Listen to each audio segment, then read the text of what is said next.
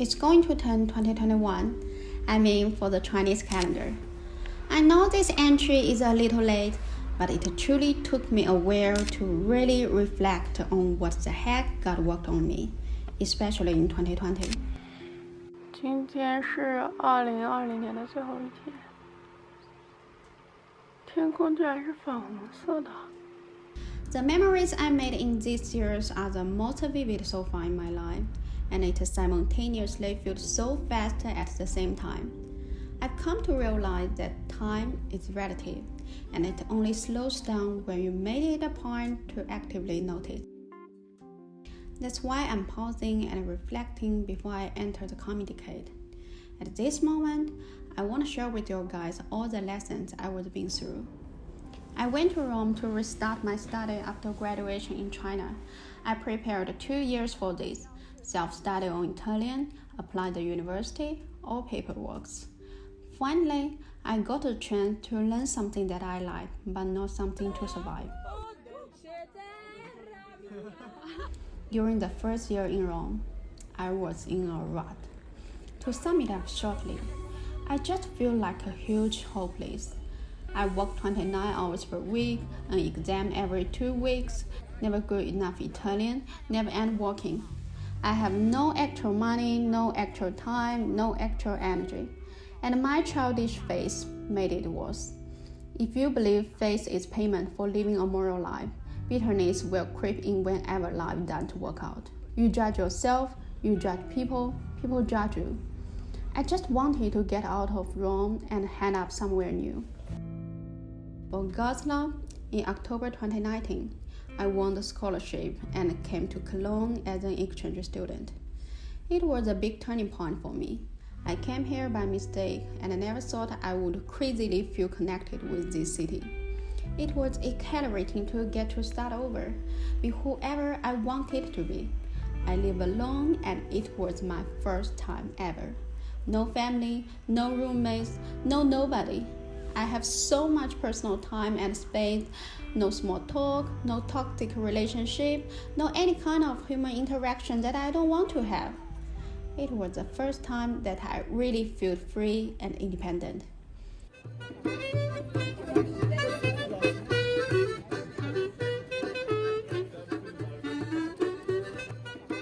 And on Friday, I popped over to the subway and went to the fellowship to meet my brothers and sisters and my pastor. Pastor Wang and his wife made me feel accepted and loved. I feel like I could really be myself there, and it was also the first time that I truly built my belief and fostered my theological perspective. The college is so dreamy. Every normal second I spend is exactly what I imagined. Every day I thank God so much to bring me here. On Christmas Eve, I flew to London to meet my friend from hometown. We spent most of our time in Edinburgh. The events for Christmas and the New Year had so much fun.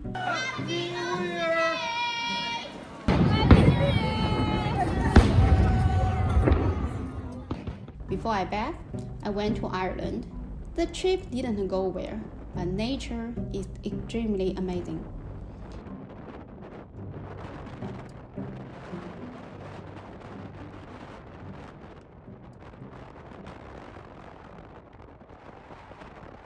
My 2020 experience was an acro that revealed a lot that I need to work on, and it showed me what was important to me. In March, COVID hit Europe, especially after the Carnival of Cologne. I experienced the first lockdown. Even in such a plight, I gave up a job that didn't fit my self-concept. I knew I was afraid of working since Rome. I refused to consider the economic issue. To make myself feel better, I was looking for a job, but I didn't treat it seriously. I was even relieved when I got refused. I thought student work is kind of wasting time. It's not worth sacrificing the time for studying just for this poor money. I deliberately ignored that I was self-supported.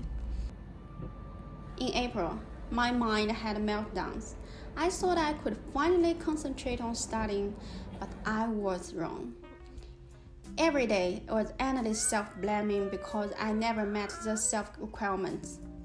I cannot stop cooking and emotionally eat until my stomach hurts, just because I want to escape from the trouble that was exactly caused by myself. I had regressed into that toxic relationship with my body again.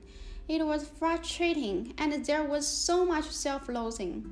I never seriously questioned my relationship with food until I turned 25.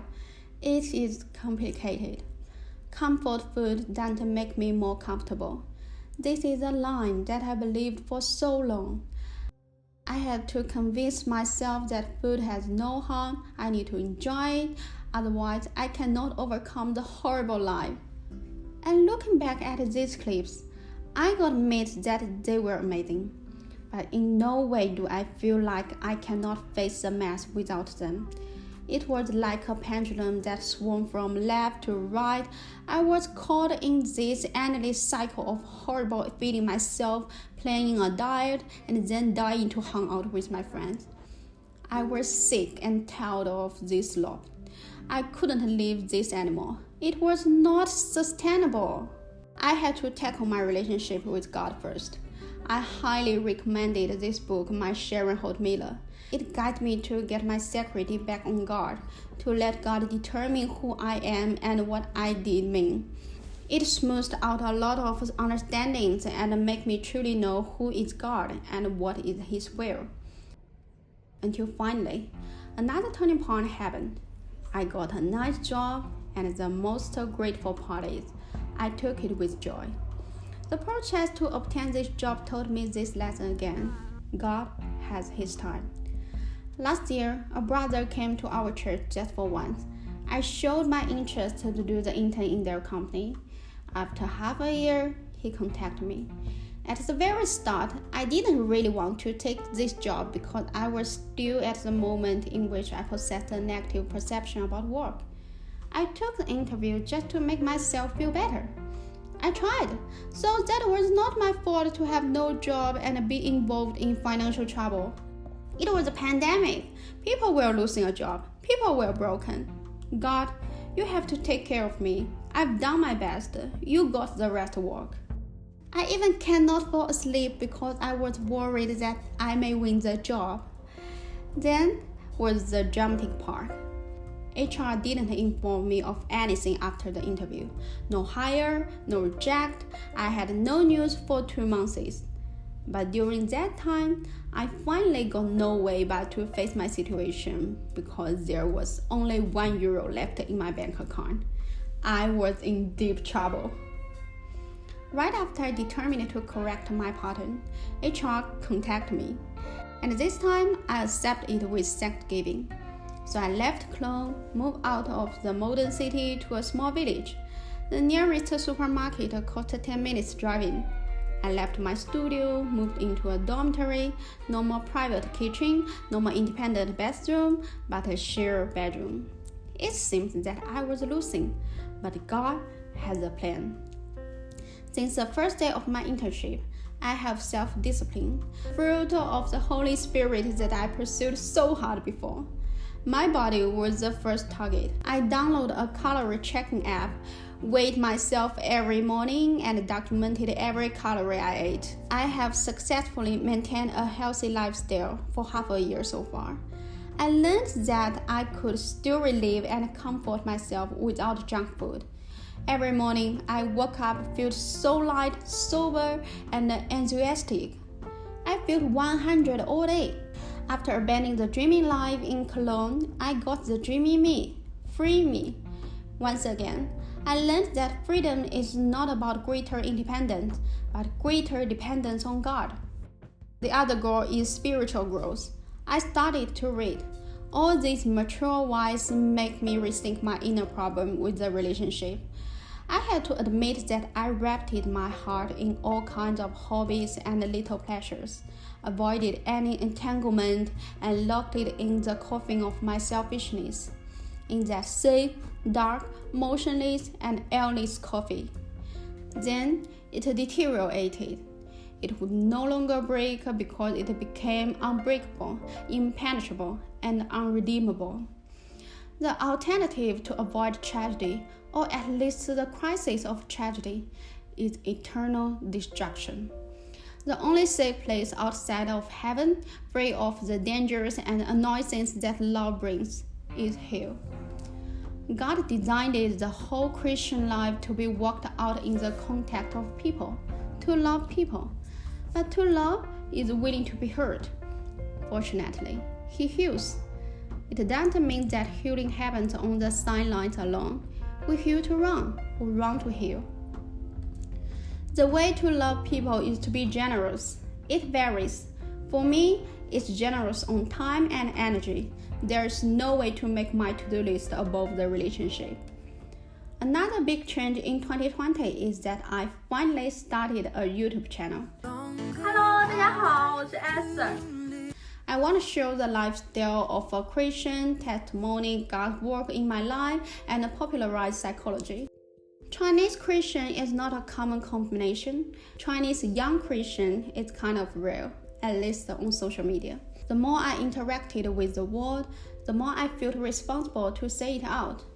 True joy will only be found when we realize there is a bigger story to tell. I struggled almost for a year. I don't feel secure in my face, my body. I cannot endure my voice. It's super embarrassing to talk to my camera. When I finally worked on it, all these worries just disappeared.